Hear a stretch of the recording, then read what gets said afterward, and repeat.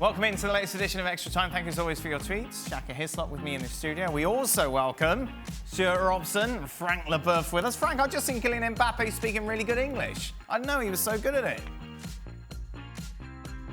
Yes, that guy has so many gifts. You know, he can speak English, can speak also a kind of Spanish, Portuguese with Neymar, and French very well. Wow. And on top of all his talent, you know, that guy is gifted, yeah. Mbappe did an interview with Hercules Gomez earlier this year, Dan.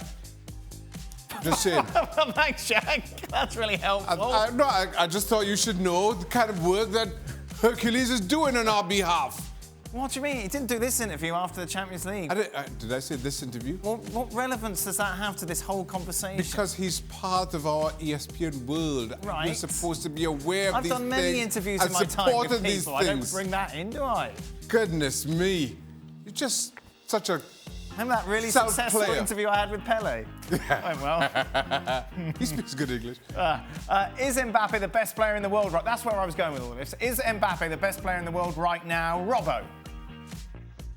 Is he the best player in the world right now? He's the most dangerous player in the world, I think, right now, when he's making runs in behind. So, if you're talking about goal scorers, strikers, yes, he's the most dangerous player in the world. Frank? Stupid question. Is he better than Navas in goal? No, of course not. So he's not the best player in the world because it doesn't mean anything.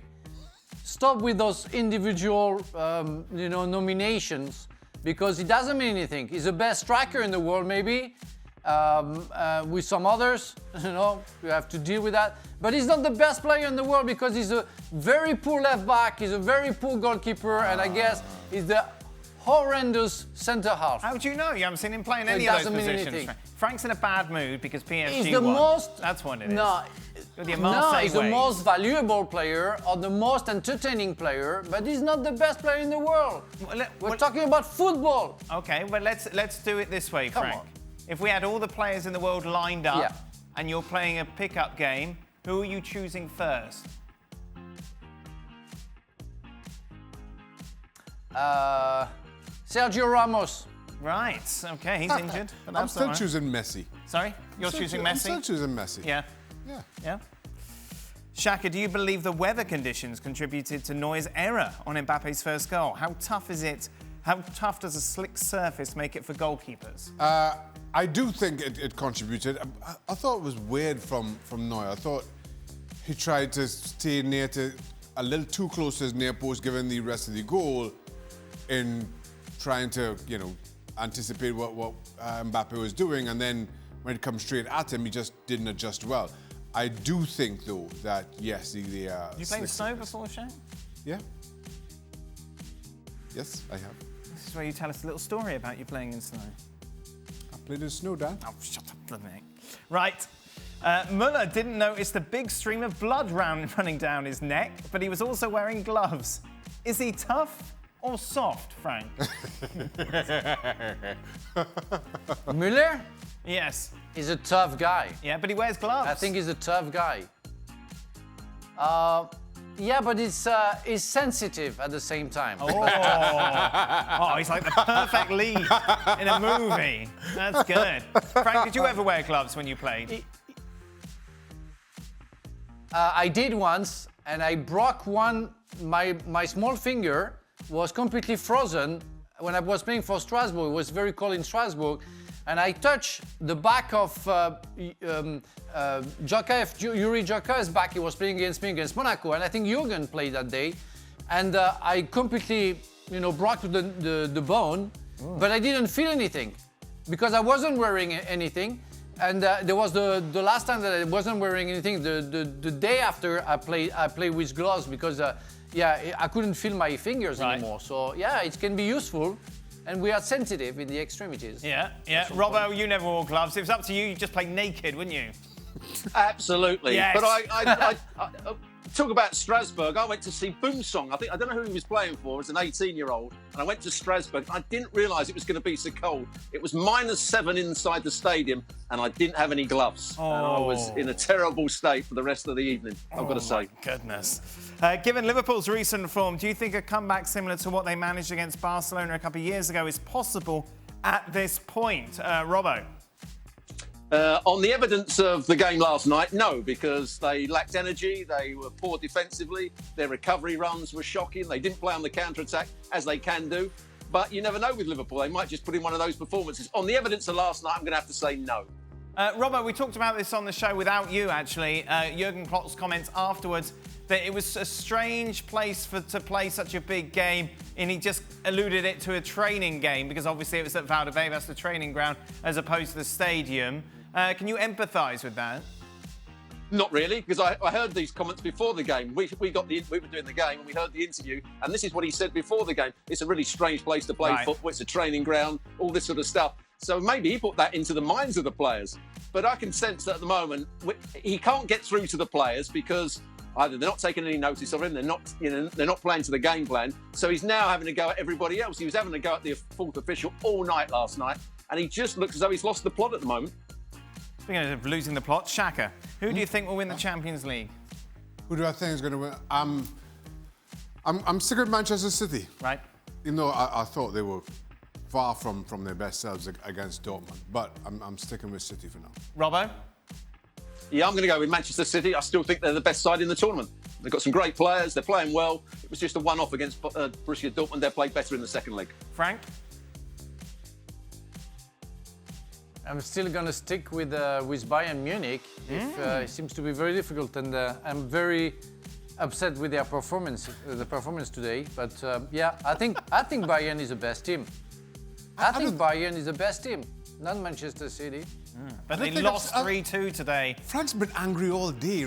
It's the PSG. Oh, it's well, the PSG remember thing? he said that Neymar shouldn't start. He had a really good game. That And then PSG won in Munich. Yes. So it's Marseille ways. It's not a happy man at all. And he's I been so like when bubbly. you talk about me, without asking me anything. I love that. I love there that. you go. Yeah, you can just tell there's an edge to him tonight, can't you? Bit Just a little prickly, slight edge. isn't he, Robbo? Takes one to know Yeah, one. a bit prickly.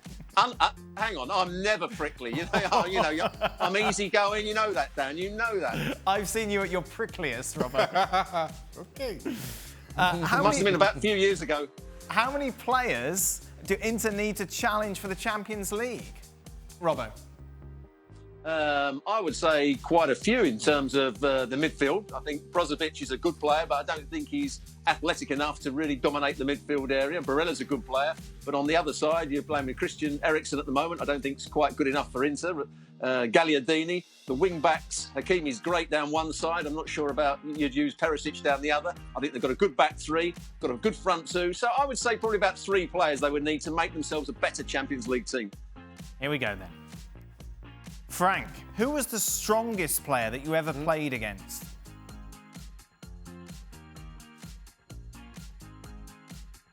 Strongest in which way? I would say strength. Like Ronaldo? I don't like your attitude right now, I don't like that. Because it could be Lukaku in a strong way, or it could be Messi in another strong way. Did you play against Lukaku or Messi? No, I never played, but it's just an example. Are you? He's looking for me. It's really, I would say Thierry Henry. Thierry Henry was the strongest guy I ever played. Really? Because you wouldn't think he would be strong. Because he was strong. He was strong. He was hard to move and fast. And even if you are close to him, you're in danger. If you leave him like a yard of space, he's gonna go and he's gonna take you on. Difficult to catch those kind of players and to guess those kind of players. That's the thing. You have to anticipate with the players that you play against. But some players, if you cannot guess how you want to anticipate, you have to bet. I feel like they're asking like someone who you would try and challenge and kind of bounce off. Yeah, but Thierry Henry is one of them. Of course, Alan Shearer was another one. Yeah, of broke your nose 4 times. Was another one. There was Quinn. No, Quinn. Sunderland. Yeah. Yeah, Quinn. Yeah. And Ferguson, Everton. My God, that was hard too. The handle for this person is Frank Leboeuf. after the Instagram picture, of course.